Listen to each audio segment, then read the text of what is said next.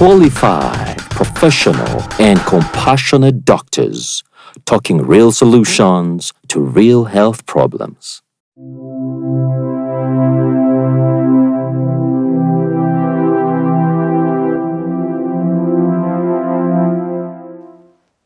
Today on the DocTalk show, we discuss a very contentious, a very controversial issue in the field of medicine.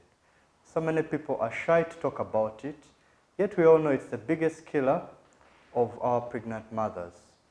We are discussing abortions, and with me in the studio are our expert teams, our gynecologists. We have Dr.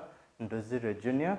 from Mulago Hospital and Dr. Mugisha Moses from Roswell Clinic. You're most welcome to the show, gentlemen. Thank you. And again, I'm your host for the evening, Dr. Darius Wachi. So let's dive into this very hot, controversial topic. People don't like talking about it. It's really one of the biggest killers of pregnant mothers. So abortions in Uganda are such a big deal. Often there's a lot of stigma around the issue. People don't like to talk about it. There are legal issues around it. But we all know it contributes a lot to maternal deaths in Uganda.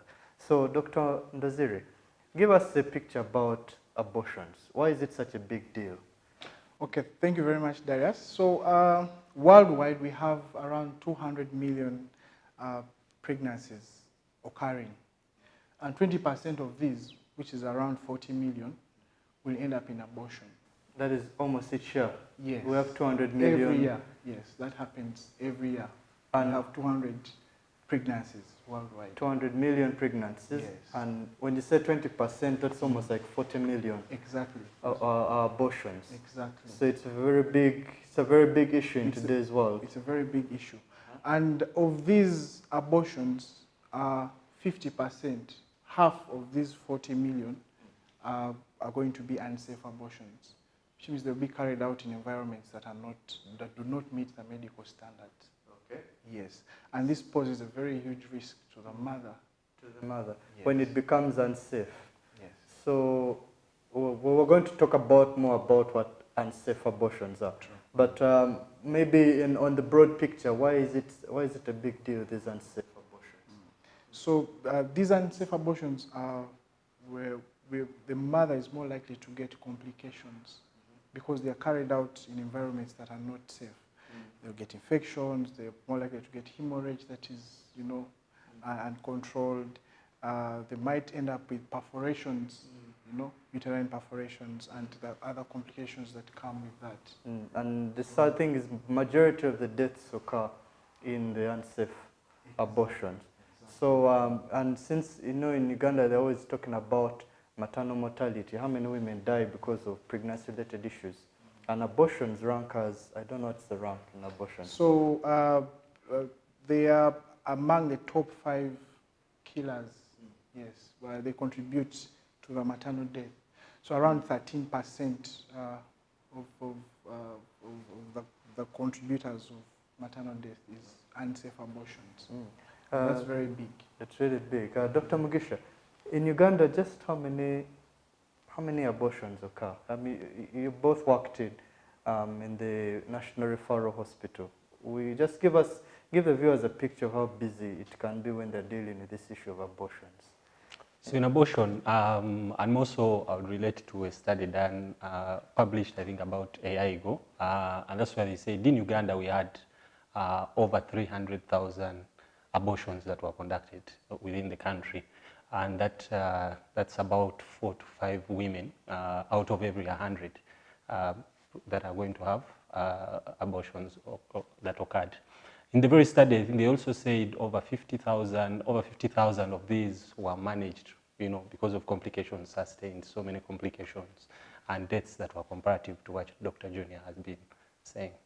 Oh, so it is indeed a very big problem.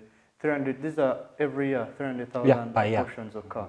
And 50,000 always have complications, which we shall look at much later in the show. But I think it illustrates the big impact of abortions, the impact it has on women's health and on the health of the country. And the abortions tend to occur in which groups of people? Do you have any idea in the experience, in the practice you've interfaced a lot with abortions. Are there certain groups of people who are most at risk of getting these abortions? Yeah, so the most at-risk population are the teenage young girls. Okay, we see that 25%, that's a quarter of these girls who are between 15 and 19, will get pregnant. You know, and most of these pregnancies are going to be unintended. They don't intend to get pregnant, so they are more likely to actually have an abortion. So it occurs mostly in the young population who don't know what to do, so they are more likely to seek for unsafe measures of trying to manage this because of a social, you know, pressure that is around. There are certain hindrances, which we shall discuss later in the show. But you mentioned teenage pregnancies are a big deal, and I think you also see it in your practice. Majority of the abortion cases will be in young girls. Could that be true or not? It is true. It is true. Yeah, so and that's why we come out to talk about these issues, because the abortions are contributing to deaths mainly in young girls. Okay, these are girls who have a bright future. They are the future mothers, the future leaders of the country, and something like an unintended pregnancy results in an abortion and in all the problems that come with it. So it's always good to talk about these issues. There are medical issues and there are real social issues. So people have to become sensitized and to know the dangers of having abortion. So talking of abortions, Dr. Mugisha, what exactly is an abortion? We can't assume people know what an abortion is. Some may not know. So how would you define an abortion for us? So an abortion is basically loss or termination of a pregnancy before the fetus reaches viability. And in this case, viability, being very varying so tremendously between countries. But viability could literally mean that the fetus has a chance of survival, just an equal chance that it might survive and it might not live. So depending on which country that might be able to sustain the fetus once it's born. So in Uganda, our law says loss or termination of a pregnancy before 28 weeks or 7 months of pregnancy. So that means if the pregnancy is lost below 7 months, the baby stands no chance of surviving.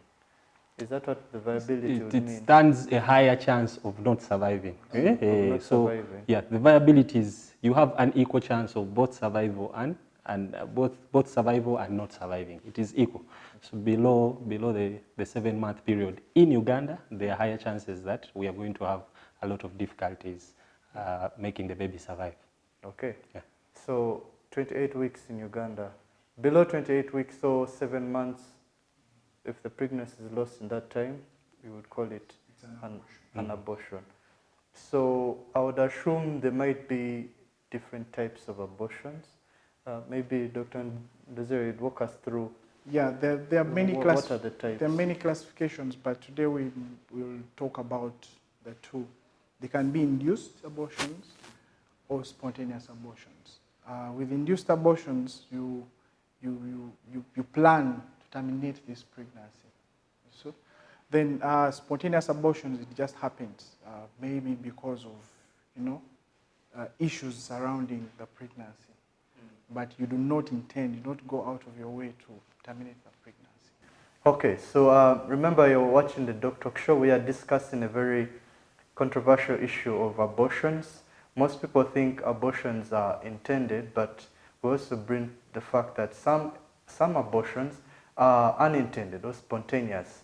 So after the break, we shall come back and talk more about the intended abortions. Why is there such a big issue around these intended abortions, and what are the dangers around intended abortions? Send in your questions and comments on our social media platforms, and our doctors will be happily able to respond.